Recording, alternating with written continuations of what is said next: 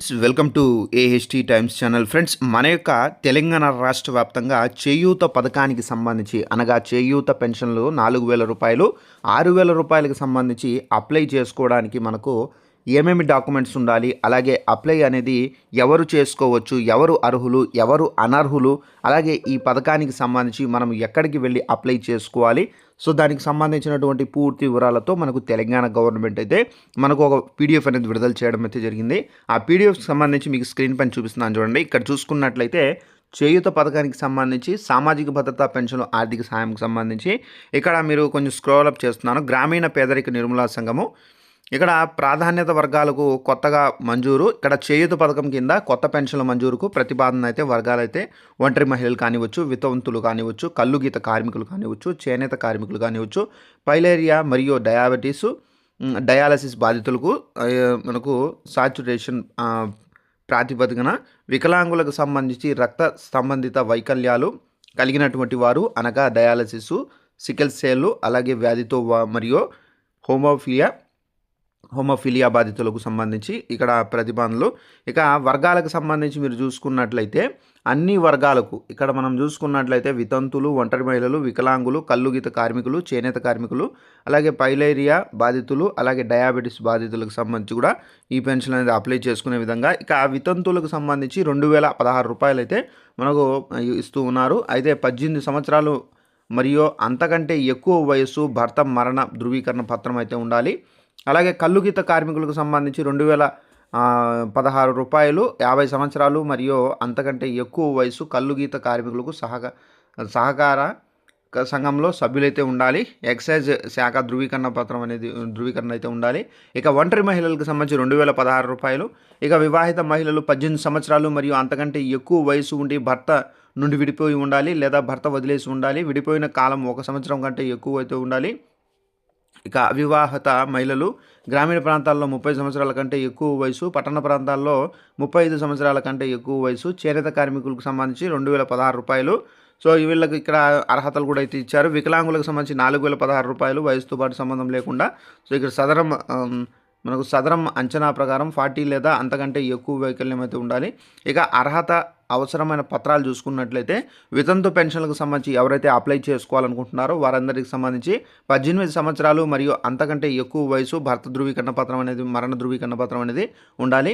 Next ఒంటరి మహిళలు సంబంధించి వివాహిత 18 సంవత్సరాలు మరియు అంతకంటే ఎక్కువ వయసు, అలాగే మహిళలు భర్త వదిలివేసిన మహిళలు ఉండాలి. విడాకుల పత్రము కొత్త మనకు కోర్టు ఉత్తర్వు వేరుగా నివసిస్తున్నట్లు ధృవీకరణ పత్రము 1 సంవత్సరం లేదా అంతకంటే ఎక్కువ కాలంగా విడిగా ఉండాలి. తహసీల్దారు ద్వారా స్థానిక విచారణ నివేదిక అనేది తీసుకోవాలి.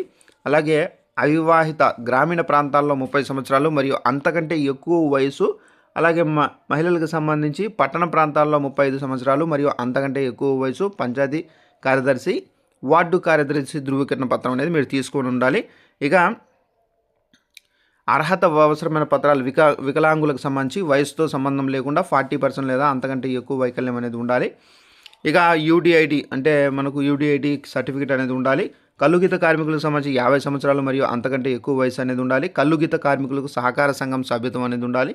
ఇక చేనేత కార్మికులకు సంబంధించి 50 సంవత్సరాలు మరియు అంతకంటే ఎక్కువ వయసు అనేది ఉండాలి. చేనేత ఇక్కడ మనకు జౌళి శాఖ ద్వారా ధృవీకరణ పత్రం ఉండాలి.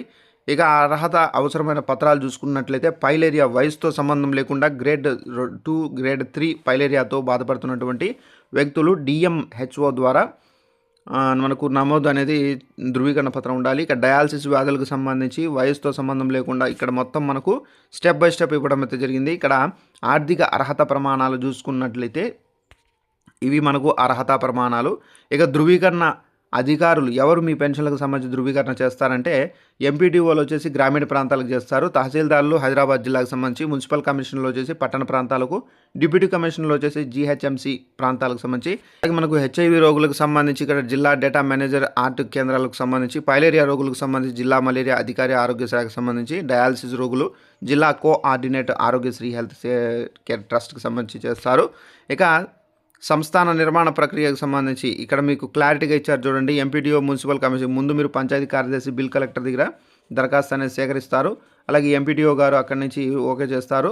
సో డిఆర్‌డిఓ దగ్గరికి మళ్ళీ అనేది మీ పెన్షన్‌కి సంబంధించి అక్కడ మనకు మూవ్ చేస్తారు. అలాగే జిల్లా కలెక్టరు, అలాగే డైరెక్టరు, చీఫ్ ఎగ్జిక్యూటివ్ ఆఫీసర్ మొత్తం ఈ విధంగా ఉంటుంది. పెన్షన్ మంజూరు ప్రక్రియ చూసుకున్నట్లయితే సాధారణంగా దరఖాస్తు ఫాము చేయూత పోర్టల్‌లో అభివృద్ధి చేసి అందుబాటులో ఉంచినటువంటి ఏకరీతి దరఖాస్తు ఫామ్ అనేది ఉంటుంది. ప్రజలు డౌన్లోడ్ చేసుకోవాల్సి అయితే ఉంటుంది. ఇక దరఖాస్తు స్వీకరణ వచ్చేసి ఇక్కడ అయితే ఉంచారు. సో ఫస్ట్ వచ్చేసి మీరు పంచాయతీ కార్యదర్శుల దగ్గర అయితే మీరు ఇవ్వాల్సి అయితే ఉంటుంది. మళ్ళీ బిల్ కలెక్టర్ దగ్గర, ఎంపీడీఓ గారి దగ్గర, మున్సిపల్ కమిషన్ దగ్గర ఆమోదం పొందిన తర్వాత మీకు పెన్షన్ అనేది రావడం అయితే జరుగుతుంది. ఆన్లైన్ డేటా నమోదు కూడా అయితే ఇవ్వడం అయితే జరిగింది. ఆన్లైన్లో కూడా మీరు నమోదు అనేది చేసుకోవచ్చు. చేయుత దరఖాస్తు ప్రక్రియ చూసుకున్నట్లయితే క్షేత్ర ధృవీకరణము, క్షేత్రస్థాయి ధృవీకరణ, ఇతర డేటాబేస్లతో ధృవీకరించిన దరఖాస్తుల పంపిణీ, అర్హుల జాబితా సమర్పణ. ఇక్కడ చేయుత దరఖాస్తుల ప్రక్రియ కూడా ఇదే విధంగా ఇచ్చారు. ఇక అప్లోడ్ చేయాల్సిన పత్రాలు చూసుకున్నట్లయితే మీరు అప్లికేషన్ ఫామ్ అనేది ఉండాలి, ఆధార్ కార్డు ఉండాలి, అలాగే వయస్సు ధృవీకరణ పత్రం అంటే మనకు బర్త్ సర్టిఫికేట్ అనేది ఉండాలి, అలాగే రేషన్ కార్డు ఉండాలి, అలాగే బ్యాంక్ పాస్బుక్ అనేది ఉండాలి మొదటి పేజీ. సో ఇక వైకల్యంకు సంబంధించి ఎవరైనా ఉంటే కనుక వాళ్ళకి యూడిఐడి కార్డు అనేది సర్టిఫికేట్ అనేది ఉండాలి.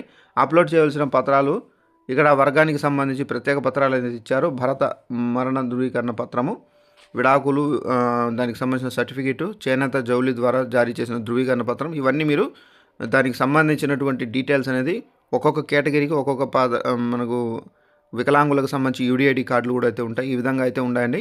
సో తప్పనిసరిగా ప్రతి ఒక్కరు ఇదైతే మీరు చూసుకొని మీరు అప్లై చేసుకోండి. పెన్షన్లకు సంబంధించి కూడా విడుదల చేసేసారు. వెంటనే మీరు అప్లై చేసుకోండి ఫ్రెండ్స్. సో ఇదండి ఇన్ఫర్మేషన్. ఈ వీడియో మీకు నచ్చినట్లయితే లైక్ చేసుకొని ఛానల్ ఫాలో అవుతుండండి. Thanks for watching this video. All the best.